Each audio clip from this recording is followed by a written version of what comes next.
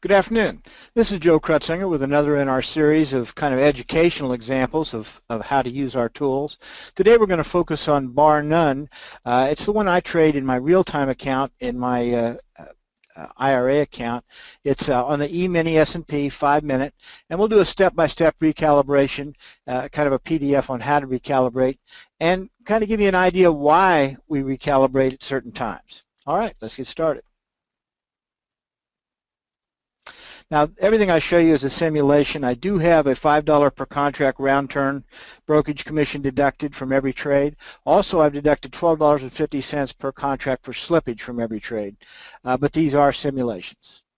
The first thing you want to do is always you want to manage your expectations. If you have $10,000, how much do you think you'll make in a year? A lot of people say, well, I'll make $10,000 or I'll make $5,000. I'll be happy if I make $2,000. Now, actually, you should be happy if you make $840 because 8.4% has been the average return playing around with stocks over the last 10 years. And we've seen this table before. I just put it out here for you. When you get the PDF, you can examine it. But this shows every year, year by year, and then the 10-year average showing that the very best performance in that whole 10 years, with hindsight, is 8.4%, and that's the small caps over that period. Now, if you look at the period of time from 2000 to 2011, you'll see that there's absolutely no gain in the Dow Jones Industrial Average. Holding the Dow, you made no money, and you had two tremendous drawdowns in that period. If you look at the period from that period on, you'll see that that average has been about 13.82%, and that's a lot of that happened in 2013, and then of course in the Trump rally here just recently. But still, for rounding purposes, if you say 8.5 to 14% return is what your expectation should be playing with stocks. Now, also when you look at stocks, this goes back to the 1800s. This shows a wonderful chart, but it also shows the pink being drawdown. And if you pull those drawdown areas out, you'll see they're pretty good pieces of drawdown. 70% of the time, the stocks are in a drawdown from 1927 through 2016. Now, why do we recalibrate? Here's the 5-minute E-mini S&P chart with bar none on it, and you can see the Joe Krut switchers down below. What I do is I say, hey, if I've had a month of trading, or if the switcher goes red for one full day, I'll either stop trading and wait for the recalibration at the month, or I'll recalibrate. In this case, I'm going to recalibrate just to show you how it's done. And one thing to look at is look at that average true range at the bottom. You see how it went from basically 1.5 clear up to 3.5 in about a half hour. That's when Mr. Trump was making his first press conference, and the market first crashed through our stop. And we lost 150 bucks, but it would have been about a $700 loser if you would have stopped out at the bottom there. Then it rallied back up to where our price was, and it went back and retested that bottom again. And that's all in a matter of about 25-30 minutes. At the end of the day, it would have made money holding it, but you would have had to have about an $800 stop. And that's kind of why we use the small stops, so we can be there when we should and not be there when we shouldn't. Now, the first step in doing this recalibration is take the existing TSW and cut it to the last 90 days. And the way you do that is you put the first date in October 12, 2016, the last date today, and that cuts that chart.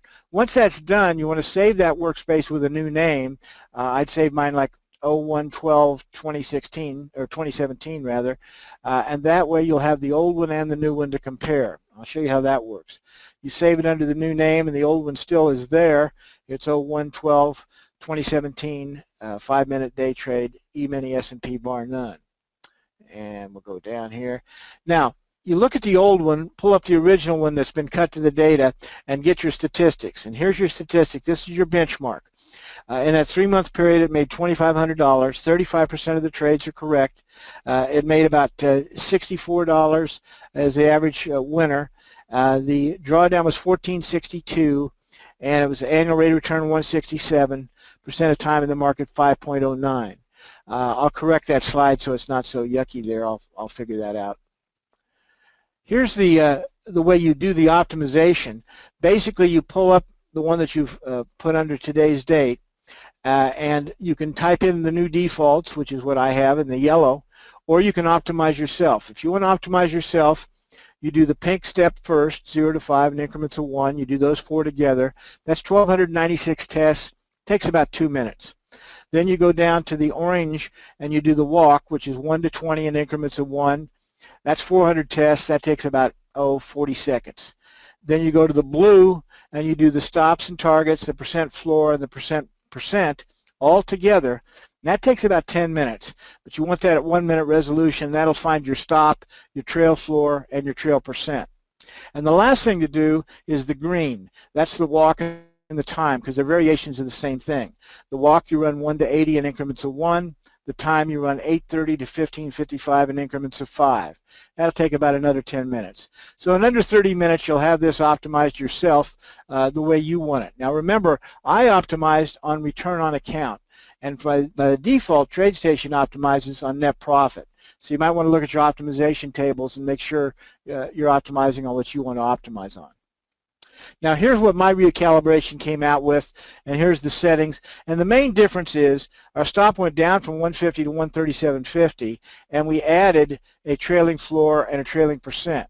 As you know, I like trailing floors and trailing percents. The other day we had a $400 trade, turned it into a $150 loser. Trailing floor would have had us save about 60 bucks of that, have a $60 winner instead of a 150 loser. So that's something to consider. But then look at these numbers. The same number of trades, $4,762 gain, 60% right instead of 35%. Drawdown's about half, 765. Annual rate of returns, 263. Percent of time is less, 4.26. And the average trade size is 119 versus 64. So basically, on all accounts, it's better. Now, these are my favorite TradeStation criteria, and we've just talked about them a little bit. But when you examine them, you want to look at them side by side. And so here I've got the original one on the left and then the new one on the right. And you can see how the numbers are better. 2,500 goes to 4,700, 64 goes to 119. The drawdown goes from 1462 to 765.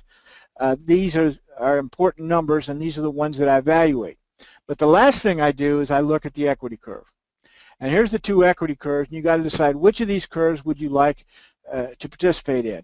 And obviously, the current tune at 28.45 versus the recalibration at 47.62 with a better angle, that's our decision. At least it is for me.